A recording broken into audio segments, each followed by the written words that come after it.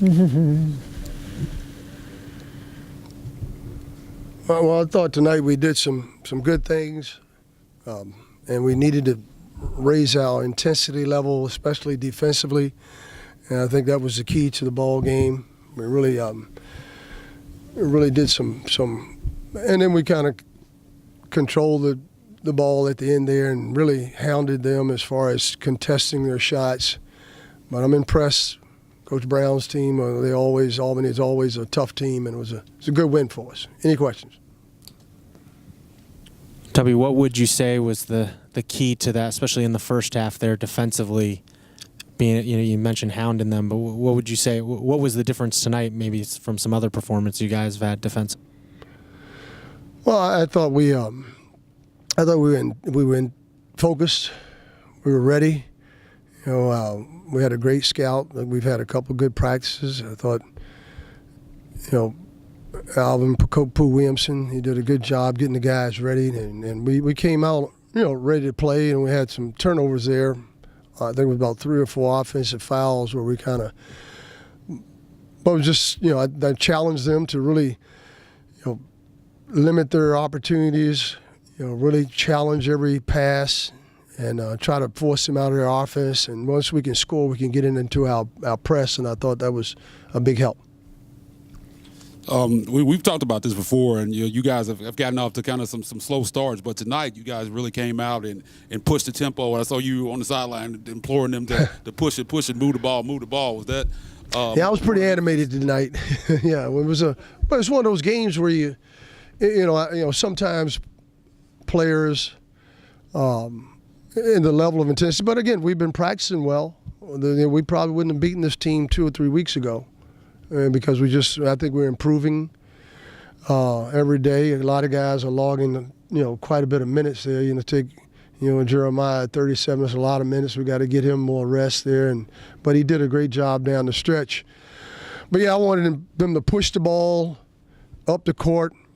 We're at home, and we need to push the ball and try to get out. And we stayed on 25 for so long. We ran into a drought there, and it was. But again, they create a lot of opportunities for themselves with their rebounding, getting second shots, and that's something that impressed me with them on film and watching them play. Coach, can you speak on your bench production and the advantage of having guys like Kareem Bruton who can lead the team in scoring on any given night? Well, I'm really happy with Kareem. He's capable of doing that. Jamal started in his place the other night, and he started tonight. But he didn't hang his head. He's come out and he's worked extremely hard to improve his shot. I'm really impressed with his 3 for 3. He was only shooting 12% from three, so maybe less, maybe 10. So to step up and make 3 for 3, that'll give him a lot of confidence and us a lot of confidence in him. So yeah, the bench was outstanding. David Nickelberry did some good things with 2 assists, no turnovers. I thought Malik was 1 for 2 there. Kareem and Rainier. 3 for 4. That's what you want guys to do and come in and take care of the basketball. And when I look down at that group, they only had 2 turnovers. They had 1 turnover between them out of our 12. So that was impressive. Coach, your length seemed to be a big difference maker in this game, blocking 11 shots and really making it hard for other guys to make shots. They got some second chance buckets, but for the most part, competing from the start to the end. Yeah, when I see a lot of block shots, I get concerned because that means they're getting the ball pretty close to the basket. And I thought tonight, we had to get those blocks, obviously, but I think they probably got back maybe 5 or 6 of those blocks. They probably got back for second shots. And that's a challenge because there's usually somebody rotating over. And in their system, they do a great job of weak side rebounding.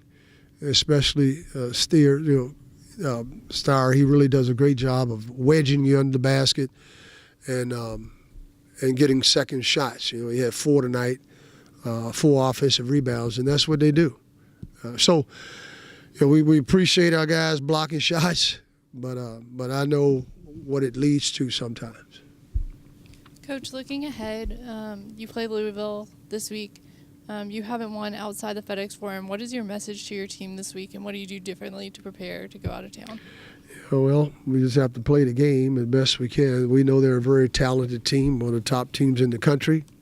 They've got unbelievable length.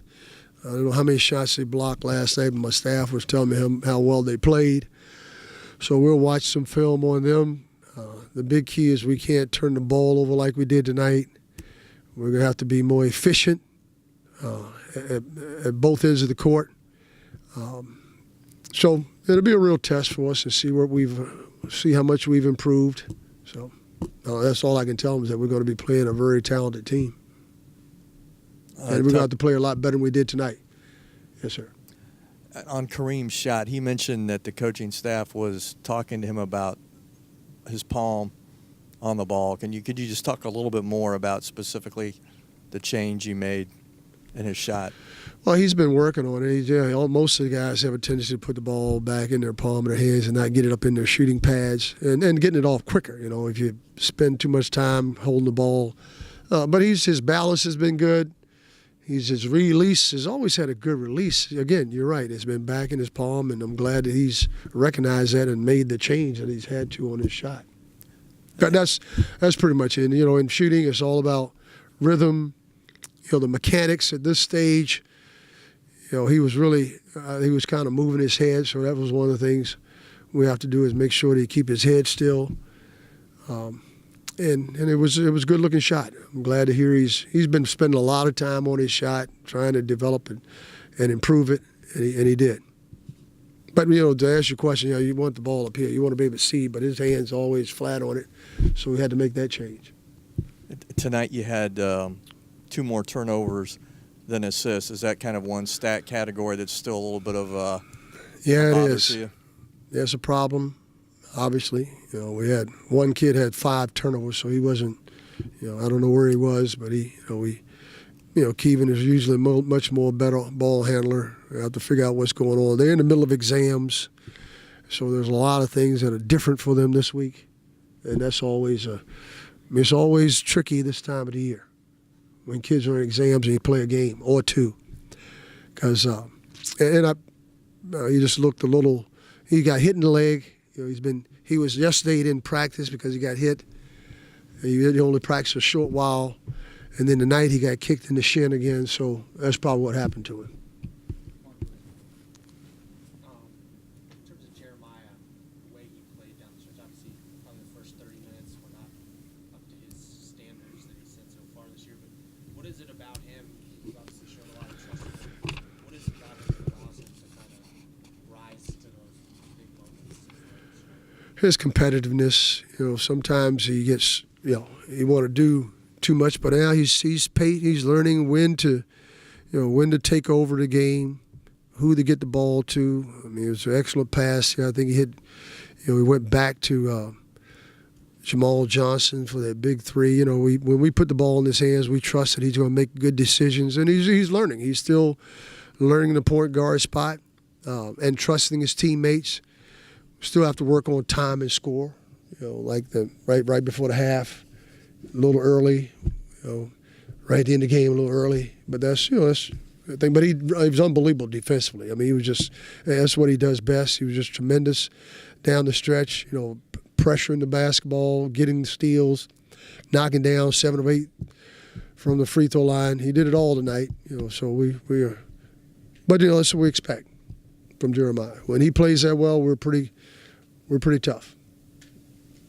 What do you see? Why did Thornton have such a good game tonight, in your opinion? This is by far his best game.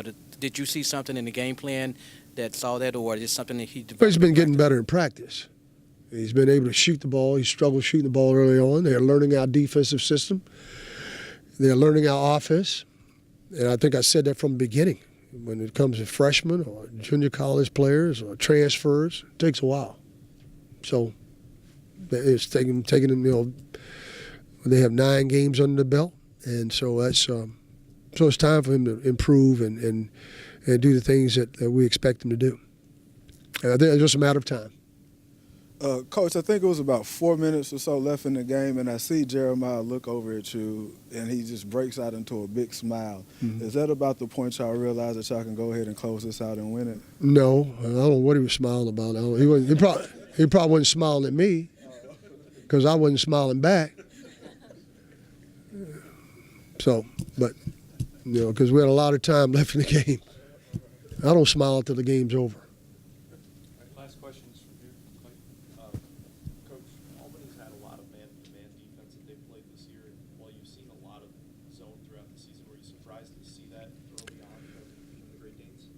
What, man-to-man or zone? To see zone early on in the first half. Oh yeah, because we were pretty efficient. If teams would play us man to man, we execute pretty good and pretty well. Well in our man to man. We've got weapons that you can, that creates matchup problems for people. We thought we could go inside early, and we did with Mike Parks. And Mike picked up two quick fouls there, and it just was ineffective. But that was our game plan. Was really trying to attack the basket, try to get them in some foul trouble, and especially a player like Joe. We wanted to Cremo, who's an excellent player and talented player, but yeah, I wasn't surprised to a zone. We've been horrible against zones, so I was expecting it. And I think we were ready for it. Thank you. Thank you.